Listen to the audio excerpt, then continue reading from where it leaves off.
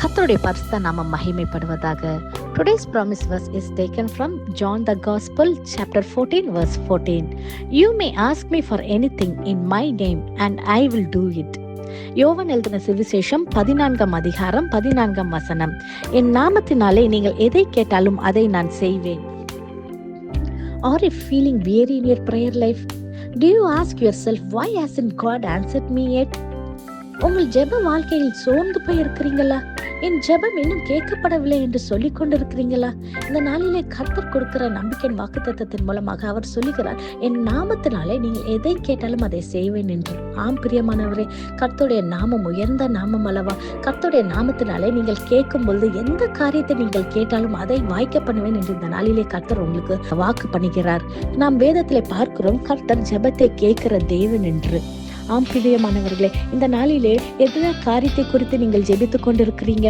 ஒருவேளை உங்கள் பிள்ளைகளுடைய காரியங்கள் உங்களுக்கு பாரமாக இருக்கலாம், அல்லது உங்களுடைய கணவருடைய காரியமாக இருக்கலாம், ஒருவேளை உங்கள் மனைவியுடைய காரியங்களாகவோ, அல்லது ஏதோ பாவத்தின் அடிமைத்தனத்தினாலேயோ, சாபங்களோ, அல்லது தொடர்ந்து வருகிற வியாதினாலேயோ, அல்லது உங்க குடும்பத்திலே யாரோ ஒருத்தருடைய குடிப்பழக்கங்கள் உங்க குடும்பத்தையே மிகுந்த கஷ்டமான ஒரு சூழ்நிலை கொண்டு போய் கொண்டிருக்கலாம். நீங்க இதுக்காக நான் ஜெபம் பண்ணிக்கிட்டே இருக்கிறேன், ஆனா ஒரு மாற்றம் இல்லைன்னு சொல்லி நீங்க ஒரு வேலை உடைந்து போய் இருக்கிறீங்களா?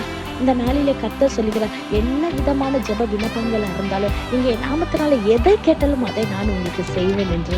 ஆம் பிரியமானவர்களே, இந்த நாளிலே கர்த்தருடைய நாமத்தை நோக்கி அவருடைய சமூகத்தில் நீங்க விசுவாசத்தோடு நீங்க காத்துருங்க. நிச்சயமாகவே கர்த்தர் உங்களுடைய ஜெபத்துக்கு பதிலை தருவார். ஒரு சில ஜெபங்கள் உடனடியாக பதில் வருகிறது, ஒரு சில ஜெபங்கள் தாமதமாகிறது. அந்த தாமதமாய் வருகிற ஜெபங்கள் நமக்கு மிகுந்த ஒரு சோர்வை கொண்டு வருகிறது. ஆனால் நம் விசுவாசத்தை கைவிடாதபடி நம் கர்த்தருடைய சமூகத்திலே பர்சிஸ்டன்டாக அவருடைய நாமத்தை நோக்கி நீங்கள் கூப்பிடும் பொழுது நிச்சயமாகவே கர்த்தர் அதற்கு பதில் தர வல்லவராய் இருக்கிறார். நம் வேதத்தில் பார்க்கிறோம், 1 ராஜாக்கள் 18 அதிகாரம் 41 வசனம் முதல் 46 வசனம் வரை நாம் பார்க்கிறோம், எலியா நம்மை போல ஒரு பாடுள்ள மனிதன் என்று, ஆனால் அவர் கருத்தாய் ஜெபம் பண்ணுகிற ஒரு மனிதன் என்று வேதத்திலே சொல்லப்பட்டிருக்கிறது. எலியா கர்மெல் பர்வதத்தின் மேல் ஏறி அவர் அந்த மலைக்காக ஜெபிக்கிறார் என்பதை நாம் பார்க்கிறோம். அவர் ஜெபிக்க ஆரம்பித்து அவர் தன்னுடைய ஊழியக்காரரை கூப்பிட்டு கேட்கிறார், சமுத்திரத்துல போய் பாரு, மழை வந்ததா என்று சொல்லி பார்க்க சொல்லுகிறார். அவர் போய் திரும்பி வருகிறார், ஒன்றும் இல்லை என்று சொல்லி வருகிறார். அவர் சொல்லுகிறார், இன்னும் 7 தரம் போய் பார் என்று சொல்லுகிறார். அப்பொழுது 7ஆம் தரம் அவருக்கு ஒரு உள்ளங்கை அளவு மேகத்தை எழும்புகிறதை அவர் பார்த்து வந்து சொல்லுகிறார். அந்த சின்ன உள்ளங்கை அளவு மேகம் பலத்த மழையை கொடுத்தது என்று நாம் பார்க்கிறோம் அல்லவா? அந்த மனுஷன் ஒரு முறை அல்ல, 2 முறை அல்ல, 7ஆம் தரம் ஜெபிக்கும் போது ஒரு அற்புதத்தை செய்த தேவன். இந்த நாளிலே ஒருவேளை நீங்கள் சோர்ந்து போயிருக்கலாம், இவ்வளவு நாள் ஆயிடுச்சு என்று சொல்லி நீங்க சோர்ந்து போயிருக்கலாம். ஆனால் சோர்ந்து போகாமல் பர்சிஸ்டன்டாக கர்த்தருடைய சமூகத்துல அவருடைய நாமத்தை நோக்கி நீங்க கூப்பிடுங்க. நிச்சயமாகவே கர்த்தர் உங்களுக்கு பதில் தருவார். So do not lose heart. When you pray, keep asking, believing and trusting him. Jesus has promised that when you call upon his name, he will answer you in his perfect time and a perfect way. நம் கண்களை மூடி ஜெபிப்போமா? நேசிக்கிற நல்ல தகப்பனே, அப்பா, அந்த காலை வேலைக்காய் உமக்கு நன்றி செலுத்துகிறோம் தகப்பனே.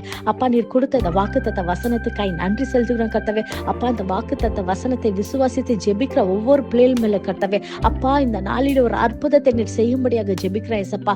என் நாமத்தினால நான் நீங்க எதை கேட்டாலும் அதை செய்வேன் என்று சொன்னீங்களே கர்த்தாவே. அப்பா, உங்களுடைய நாமத்தை நோக்கி கூப்பிடுகிற பிள்ளைகளுக்கு கர்த்தாவே, இந்த நாளிலே நீர் பதில் தாங்க ஏசப்பா. இந்த நாளில் ஒரு அற்புதத்தை நீர் செய்யும்படியாக ஜெபிக்கிறேன் கர்த்தாவே. காத்திருந்த நாட்கள் போதும் அப்பா. இந்த நாளிலே பிள்ளைகளுக்கு ஒரு புதிய தொடக்கத்தை தாங்க ஏசப்பா. ஆசீர்வதிங்க, பலப்படுத்துங்க.